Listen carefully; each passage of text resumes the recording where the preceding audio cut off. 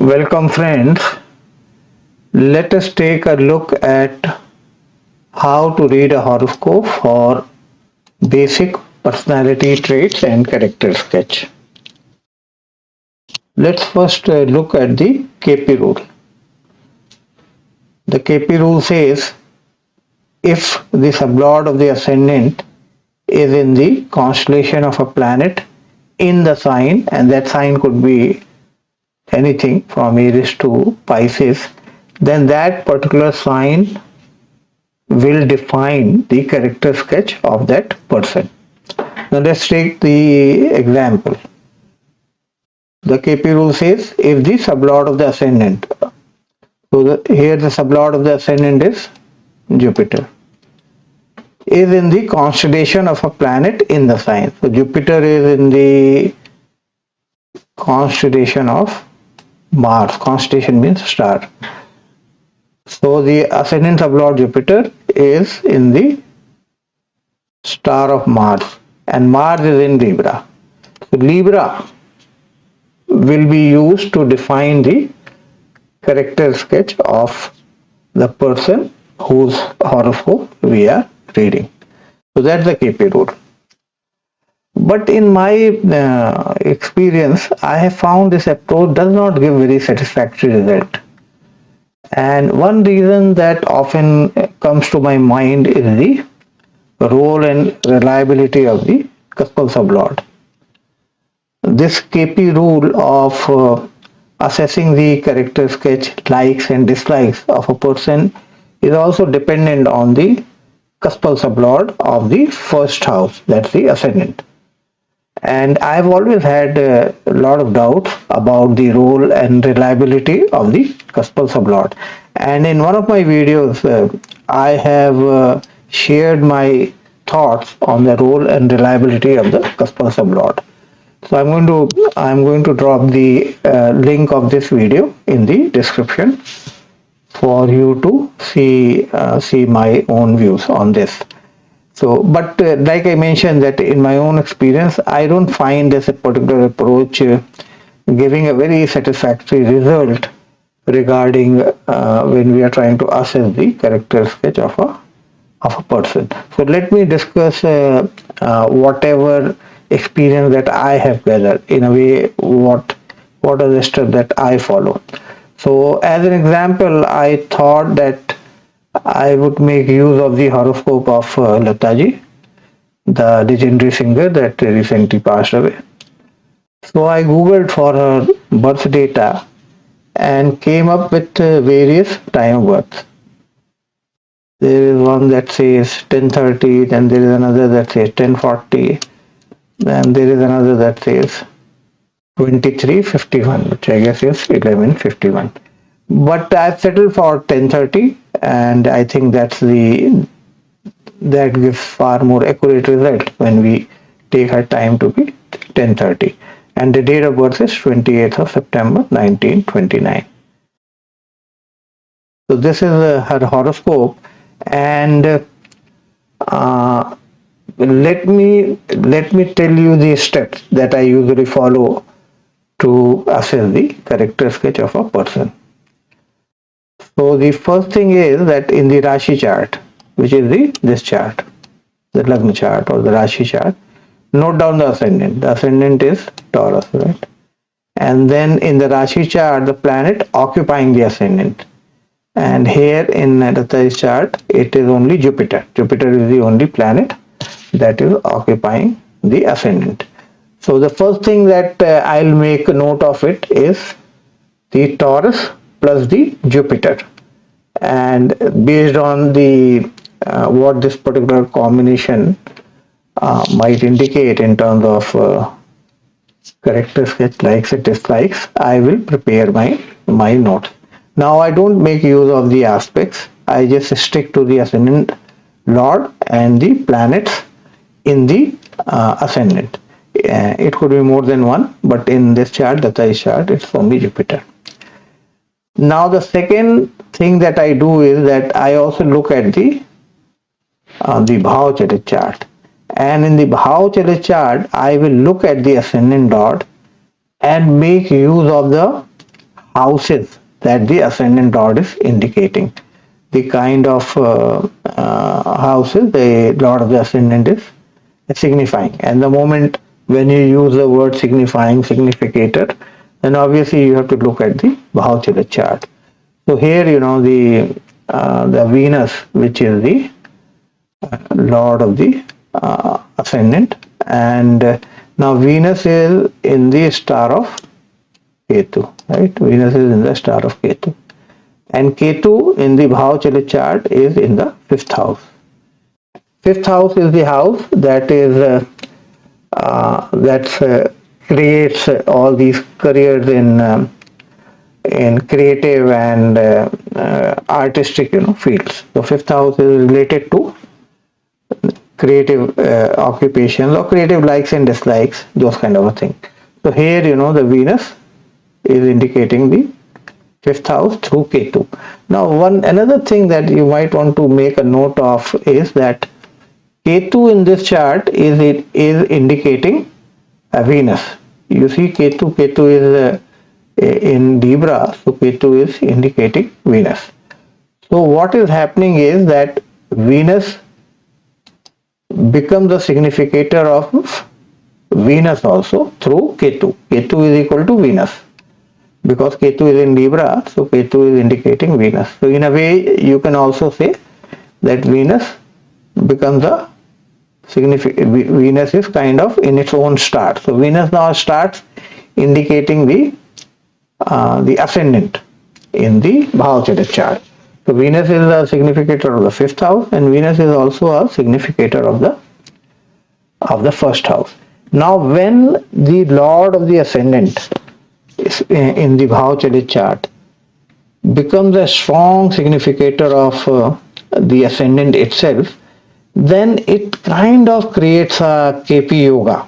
I would call it a KP yoga, because this kind of signification, ascendant lord indicating the or becoming a strong significator of the ascendant itself, it makes a person take exceptional and deep interest in some specific field. It could be anything. It could be some kind of a research, it could be a social service, it could be politics, it could be artistic pursuit. But the thing is that particular person will definitely have a very deep and a very profound knowledge about some specific field.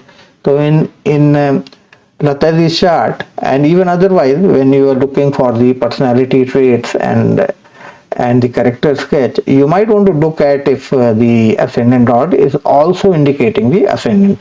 This creates person with some kind of a distinction, and that potential is there to excel in some field. So that is the second thing that you might want to make a note. Now let's move on, and now if you are blindly just looking at the table of significators, many horoscope or many softwares, they just produce those table of significators, and if you blindly just rely on that, then you will miss out on some very interesting patterns that is generated in a horoscope. And let me show you with this example. And in this example, we are trying to see if majority of the planets are trying to focus their energies into one particular direction. And in Lata's chart, you will see that majority of the planet, I think almost all the planets, have something to do with the Venus and the fifth house. So how, let's say, the lagna, is ruled by Venus. Moon is in the star of Mercury in the fifth house. And we are, like I mentioned, that whenever we are talking about the star and signification, then we have to look at the bhav chart. The moon is in the star of Mercury in the fifth. Mercury in Libra, ruled by Venus. Mars is in Libra, ruled by Venus. Mars is his own star in fifth. So if you look at all these planets, then you see that almost all the planets, including the lagna, has something to do with Venus in the fifth house. So this is how then you start looking into some finer prints, which you will ignore if you just tend to be focused on those table of significators with the most of the software they produce. So in Lata's chart you can see that there is a tremendous focus of almost all the planets, including the lagna, on Venus or on the fifth house. So if you combine all these things that we discussed earlier, then a certain picture will start emerging about the likes and dislikes, the personality traits, and the character sketch of this particular person. And now you might also want to look at the distribution of elements when you are judging the character sketch. Then you might want to look at the elements. So what are the elements? When the planets are occupying these signs, Aries, Leo and Sagittarius, then they are said to be in a fiery sign, that the element is fire. Similarly for Taurus and Capricorn and Virgo, these are the earthy signs. So these are the elements, and each of these elements, they have a inclination towards a certain set of character sketch and certain set of likes and dislikes. Now most of the artists, writers, creative thinkers, intellectuals, these are influenced by the air sign, the airy sign. What are the airy signs? The airy signs are Gemini, Libra and the Aquarius.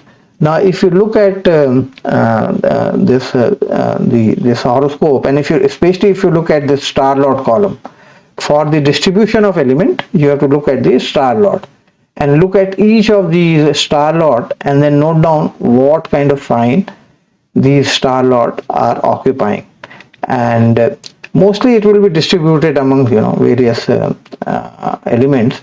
But in Lata's chart, if you look at you start looking from Mercury, Mars, Ketu.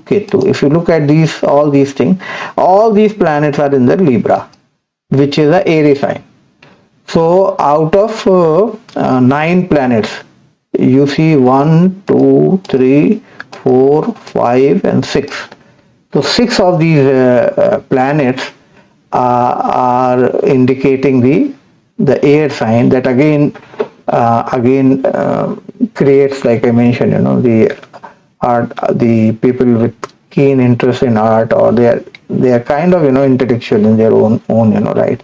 And in Lataji's chart, she has been a legendary singer, so and you can see that how most of the planets, majority of the planets are focusing in one or two directions. So it gives a very good picture about the character sketch.